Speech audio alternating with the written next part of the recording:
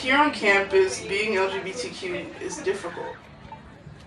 It's not an easy thing because Purdue is primarily conservative. But the Bible says homosexuality is an abomination. Being on campus and being out in the world can be tiring sometimes. It's not as bad as a lot of people make it out to be, but it's just hard getting to where you need to be to make sure you know that you're safe. You know, the expectation is you are straight, cisgender until proven otherwise. And so when that's the whole structure of the world you live in, it's good to have a place where that is reversed.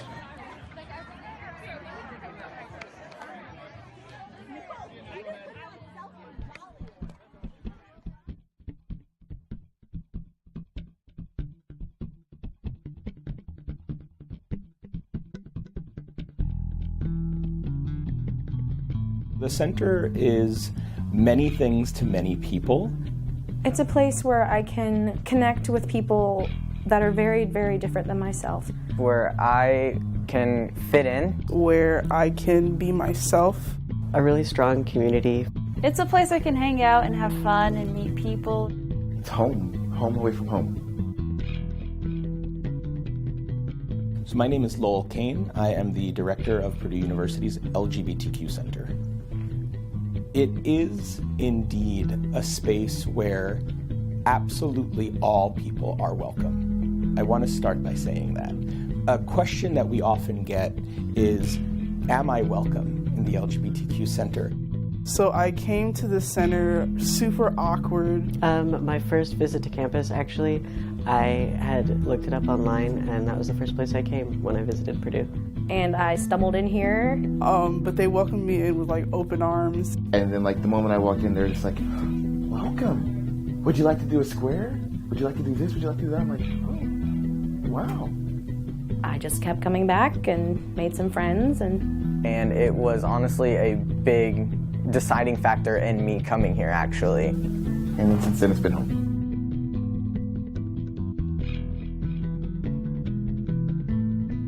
My favorite part of the LGBTQ Center, I think, is the dynamic nature of the LGBTQ Center. We never have the same day twice.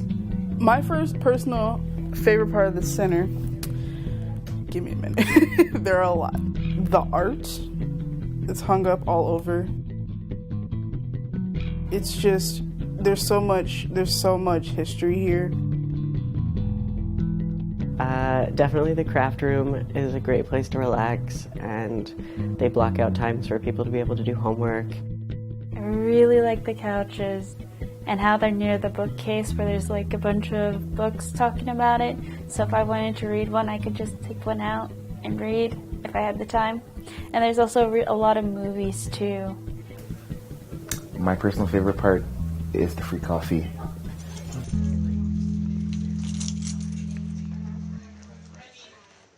Events and programming are a staple, a hallmark of the programming and the calendar for the LGBTQ Center, and we have a wide variety of ways that we engage the entire campus community throughout the course of the year.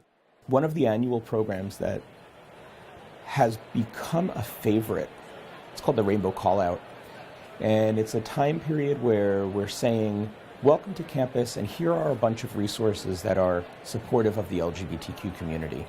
The reason I highlight this event so much is because it has grown in a way that I never would have imagined or could have imagined.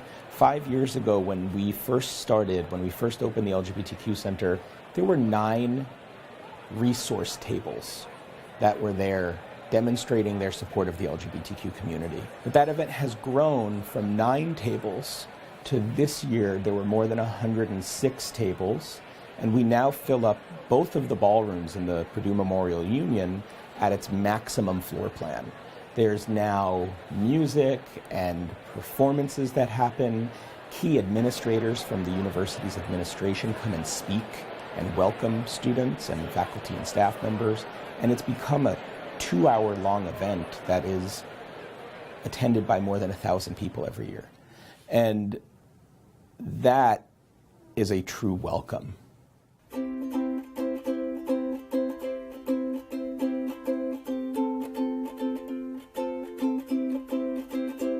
In 2012, we started off as one person in a one-room office in a building that is no longer on campus. That building was called the Engineering Administration Building. And I know that the center has grown a lot since Lowell has built it up to where it is today.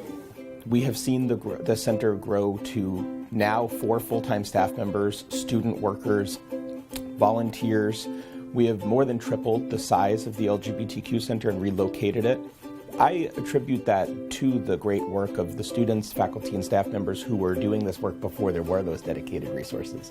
Usually when you're down and you're in here, it's really hard not to end up leaving with a smile.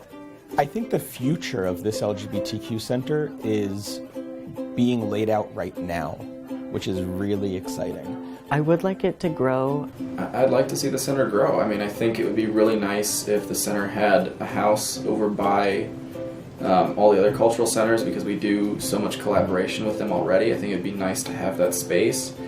I would like to see the center have its own private space like the rest of the cultural centers do.